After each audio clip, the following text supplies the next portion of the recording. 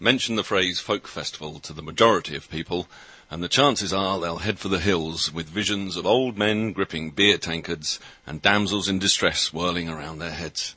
Tell them it's a maritime folk festival, and you may as well tell them the Grim Reaper is on his way, with the 4 riders of the apocalypse in close pursuit.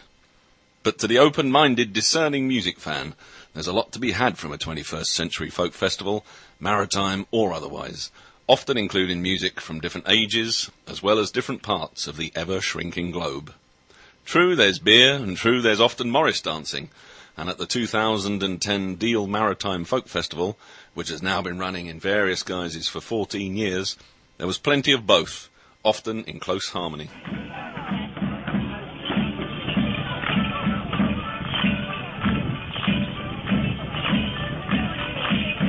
This year the festival was organised by an ad hoc group of local performers and town venues to run for 3 days between the 16th and the 19th of September, throughout and across the town and at no less than 10 different pubs, as well as the Astor Community Theatre.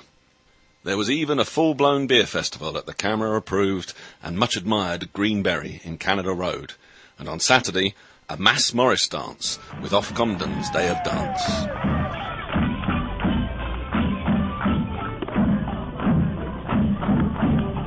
In certain parts of the north of England, an Offcomden is reportedly a term for a person who is out of his or her usual place.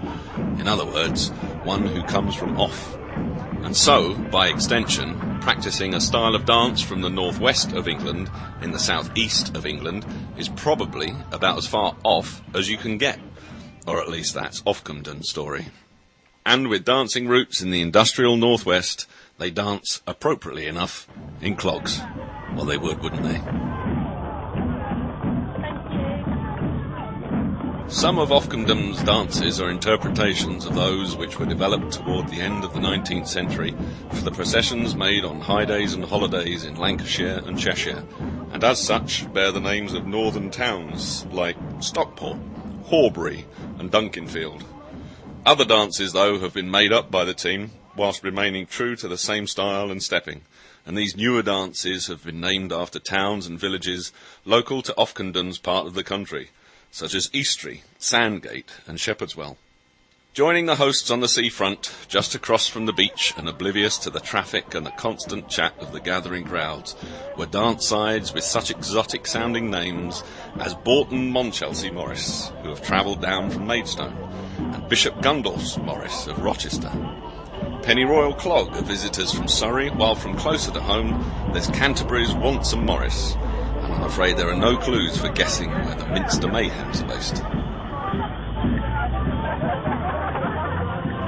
To the casual onlooker, there often appears chaos aplenty at such gatherings, but when all teams present decide to join in a mass Morris on Deal seafront, even most of the participants seem at a loss as to where to stand, let alone where to step next.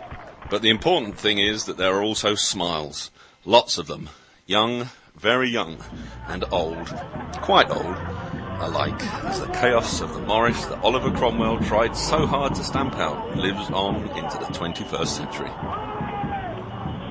Thirsty work as it is, a half hour of Morris needs a glass of rewarding refreshment, and as the Bohemia is but a shake of a Morris man's bell away, it seemed rude not to. Down into the garden, I wandered towards the view. While across the road at the entrance to the pier there's a seemingly impromptu busking session going on, in the garden of the Bohemia a motley crew had gathered in the afternoon sun for what is known in such circles as a sing-around.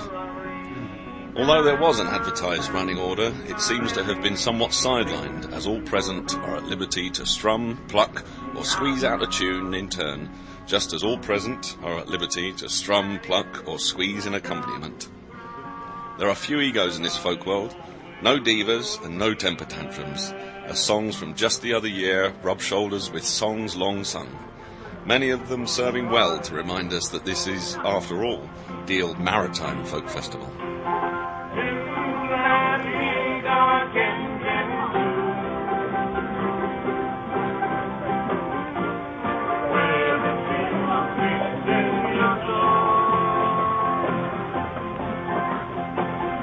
Ah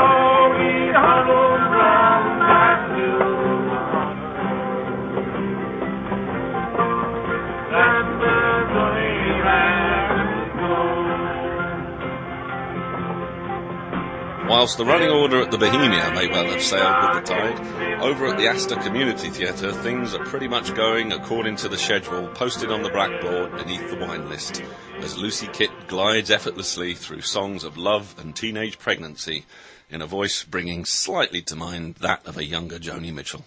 The high standard of the performers here, though, should not be in doubt, as this afternoon's fun is being organised by Smugglers Sessions, a weekly open mic night hosted at the Astor every Thursday by local band Coco's Lovers and the artist collective and not-for-profit record label Smugglers Records. Coco's Lovers are themselves due to appear at the Astor later in the evening as part of one of the festival's few chargeable events, when they play as main support to Senegalese singer-songwriter Nourou Kane, whose album was recorded in both Paris and Scotland, and who plays, among other things, a 3-stringed Moroccan bass guitar. Clearly, the modern-day folk festival is not a place for closed minds, musical or otherwise, and maybe, just maybe, there's something to be learned there. Meanwhile, upstairs at the Astor, in Studio 2, a day of film, storytelling and drumming workshops is being drawn to a close with a singing workshop run by Nicola Vella-Burrows and Phil Self.